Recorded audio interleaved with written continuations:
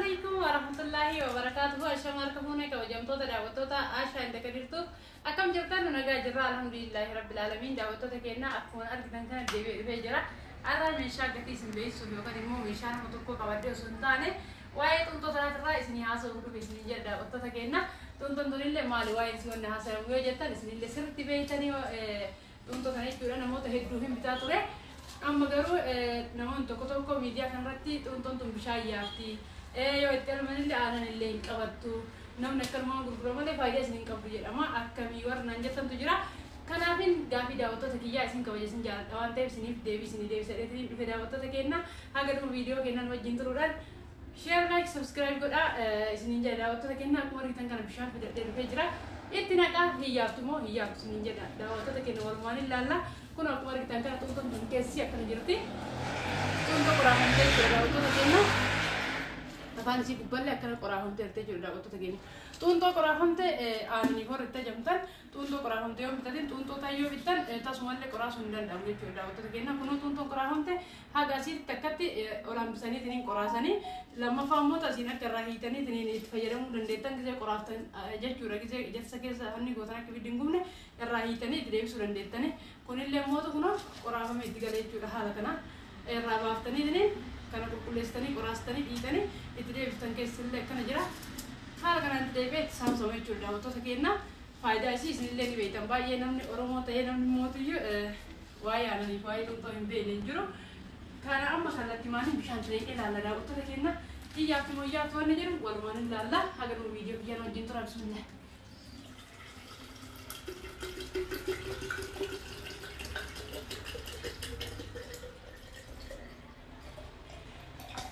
Hayyee daawwattoota keenya meeshaa bitatu namni bu'aa bahii hedduu bahee laffa'ee fida waan ta'eef akkanumatti jecha tokko tokko chaanaalii guddifachuudhaaf namoonni baay'een waanuma jedhamni mara miidiyaa irratti bahee jira jechuudha. Isin immoo ifaajjanii fidda waan ta'eef warra isin dura bitattanii galtanii argina hedduu jira. Kanarraa akka ka'ee meeshaa namni taphisuun sila akkam ta'inna wanni jedhu akka qirreenaan isin keessatti hin uumamneef jechuudha daawwattoota keenya kun haaluma kanaan guutee jira. Xiqqoo turre walumaan ilaalla isiniin jedha daawwattoota keenya. Maal isin jechuu barbaade meeshaa aadaa bichaa osoo hin taane meeshaa hedduurratti namni waanuma fedhe jechuu hin taane akkuma nama Afrikaan nama tokko addatti oomishee nama kan addatti oomishuu taasisaa jechuudha. Kun immoo irraa ka'ee namni keenya waan gaarii hojjetan miidiyaa kanarratti baay'ee subscribe nama godhu baay'ee like nama godhu kana jecha waan tonkolii waan nama biraatiif kufaatii ta'e wanni haasa'aniif waan biraa osoo hin taane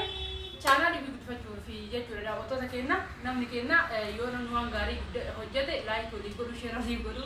akka namni keenya waan taane hin hojjenne gargaara isiniin jedhe daawwattoota keenya namnis garuu waan fedhallee guddachuu yoo baanne garuu waan gaarii hojjenne baay'ee bareeda waan gaarii hojjetanii suutatti guddatutu caala jedhee yaadaan daawwattoota keenya kunoo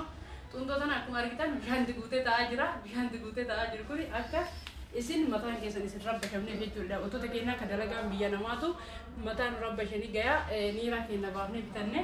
gaafa galleessina nu fayyadu waan jiru akka isin dhagahamne isin jedha daawwattoota keenya. Ani meeshaa isin bitu waan hundi isin takka takkaan hiikee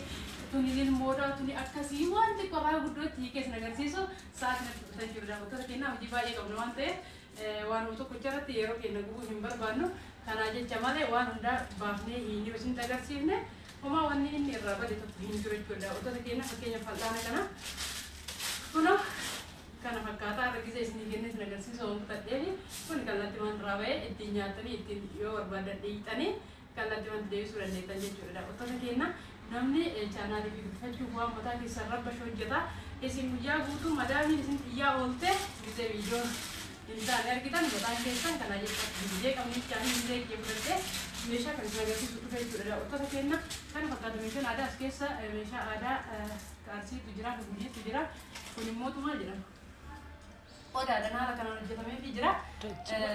Kana fakkaatu kun jaayirraa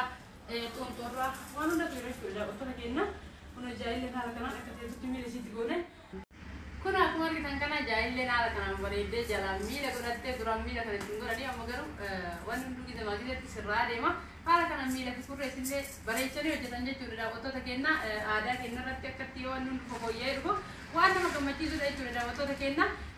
Hojii namni tokko yoo hojjetu isatti kan ta'u isa kuffisuuf yaadu baay'isaa namni keenya كان الرجل أنا اللي أكون توجدت أرجوان جرو سو جراتي باي بريدة نام نكينا يو هجتة وكبودا كجاج هنجرو ولا جت بس سنين جرا دعوة تكينا إلى شجاري كباجون أبوان فيدا إلى الجد لبنا نكبو غرو هنجو كوني دام سكية جرا دعوة تكينا كان هكذا ميشان ada untuk sambil kami tu kono nama nama tu naja jatuh tu untuk ada wujud naja jatuh tu ada arsi tu naja jatuh kono tu ada arsi aku misal tu kini misal baca saja tidak untuk terkena kameraman kini sikit naga sisa kono aku mari kita kan ada untuk terkena buta meta aja bakisin irasa jodoh le kono dua balik sate kono wan dijiru tu kono jiru tu ada untuk terkena soal kita kita ni wan dijiru hinjuru untuk tanah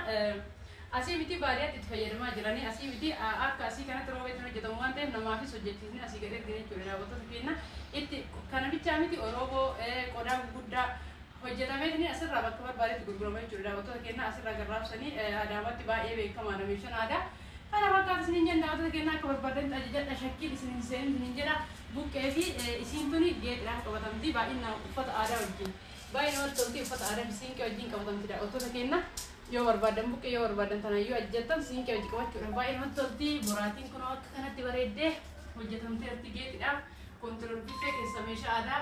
lagunna wada barai tu da otana gena takati sini ke sini kasi su korinde korin moti orte kalati mani ibama warma ke sankana video jeta yo tu online ran namuna barbada ega si ke simete chuda otana gena kono korin le ala kana kori kori bare tu lalle Filannya tadi, amam mau tu korin je curang, gak mesti dulu tu ane kan, mah faedah itu sama video nana jadi, gak korin mulun ane rat, film curang, dan bukan robe yo kan di sisi rat, nak korin gak mesti dulu saya kalau timani video lah, sudah jadi, istilah sesuatu jadi aku tu sekian, ini kini saya jadi ni film aku, orang kita kan jadi, bagi nak komentin, karena rat, ya mungkin dulu betul, orang kalau mau mesha ada kamu video teh, mesha ada nanti, wan nanti kita boleh wan sini jadi curang. Wan fira keessa irratti hundaa'u ta'e waan isin fayyadu. Fakkeenya mana kiyyaaf na fayyada wanta ta'e mana keessaniif isin fayyada waan ta'eef waan mana kiyyaaf hin fayyadne isiniif hin fayyada jedhee isinin hojjechiisu kan hubachuu qabdan jechuudha. Daawwattoota keenya abbaan kabitatu birrii ofiitini nuti immoo amaanaa kun bakka hanga hundi qaba. Warri baay'ee kanarraa waan yaada nama dadhabsiisu hojjetullee akkuma dur isiniin jedhe daawwattoota keenya chaanaalii fi karaa hin taane guddifachuu irraa murteessedha malee biyya keenya keessatti kaampaanii adda addaatu garuu warshaa adda addaatu irraa osoo hin taane meeshaa aadaa yoo ta'e harka namaatiin hojjetama. Meeshota adda addaa elektirooniksii adda addaa yoo ta'e immoo faafrikaa irraa bayaa gatii guddinaa biyya yookaan immoo sadarkaa olaanaa biyya yoo jedhe abbaan akka jetti lakki immoo ani humna hin qabu akkuma humna kiyyaatiin waan gatiin kana sunaa bidillee yoo jedhe sun fedha abbaa jechatuutu jechuudha. Otoo keenya waan nu ilaalu hin qabu nu waan gara keenyatti waan hin taane waan mana kiyyaaf hin taane mana namaatiin hin taane jedhee nama waan ta'eef eenyumaa kun binnu sun hin jenna daawwattoota keenya kana fakkaata viidiyoo kiyya kaa'adhaa. Wae tu putra tu ndai tu besi ninja dah utar kena share like subscribe tu nufram patina wanti beram mau tu ju wanti tu jura macam dah tu jura yero jalka wati tu lagi sisa garu ba yang tu lewat isi taga sisa untuk tena malle yero isi rumah tu garan rupe kameraman yang kena kesi bisa kawat gamma tajir tu kuno kes atas gabbau kes tu orang sendiri hujat cipate atas gabbau hujat juda utar kena ambil lewat untuk lagi sisa jura wanti ninja tu berbade meeshaa akkana kana jechuudha warra keenya oduma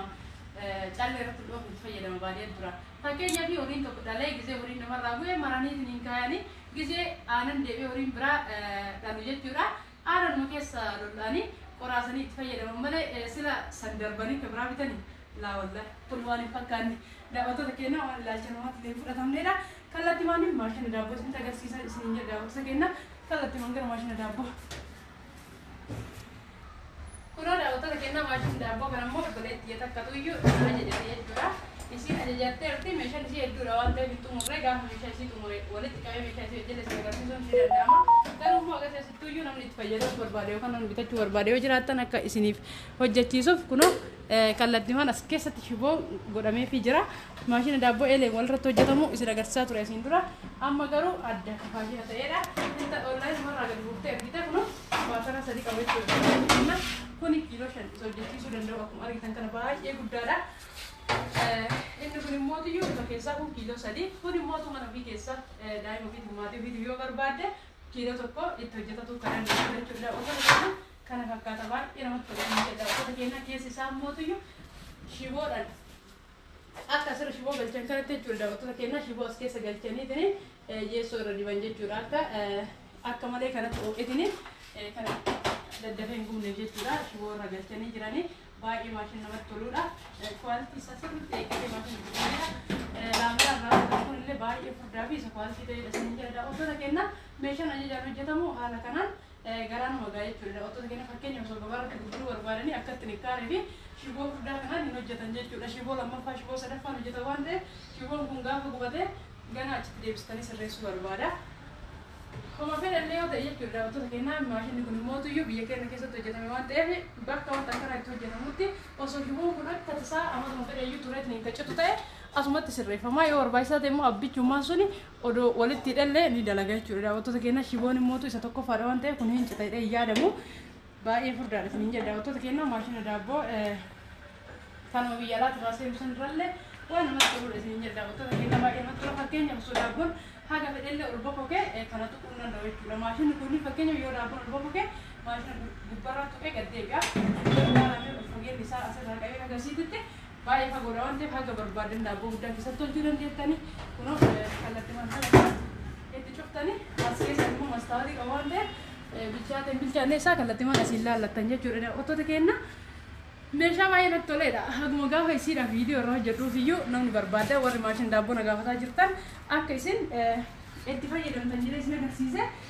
xunxunteen yeroo dhumaatiif mee ammoo akka bishaan isii qannas hin qanname waan jedhullee isin agarsiisa daawwattoota keenya kunoo meeshaa kanarraa gara goree waraabeef kan itti as gure kun akkuma argitan akkasuma qabattee ta'aa jirti arguun amanuudha ija ofiitti waan ija ofii caalee hin jiru jechuudha daawwattoota keenya kun bishaan akkasuma qabattee ta'aa jirti kallattii maaliin kunoo bakka san ammallee bakkuma tasallee goote waan takkallee hin jiru isin jedha daawwattoota keenya dhibbaan dhibba itti amana akkuma galeen akkanumatti jira nama ni beektan sirriitti beektan ijoolleen Oromoo keessa qoraasuu ni barbaachisa shittaa isaatiif jechuudha akka shittaan isaa keessaa baduuf sanii achitti mi'a barsantii waan itti amanudha jechuudha daawwattoota keenya bitadhaa ajajadhaa itti fayyadamaa isin jedha anammaan bishaan keessaa naqeetiniin xuuntoo godhetti biyyaa keessa goggogsee fi kaayaa isin jedha daawwattoota keenya waan agammaan hojii turtaniif sheer laayik sabskiraayib godha isin jedha daawwattoota keenya nuti ilmaan Oromoo hojii keenya irratti yaada gaarii walii haa qabaannu ka online dalainu ta'e ka lafarra dalainu wal kuffisuuf yaadurra wal guddisuuf yaadutti caala isin jedha daawwattoota keenya dhaamsa biyya ammaaf xumuree jira. Assalaamu alaikum warahmatullaahi wabarakaatuh.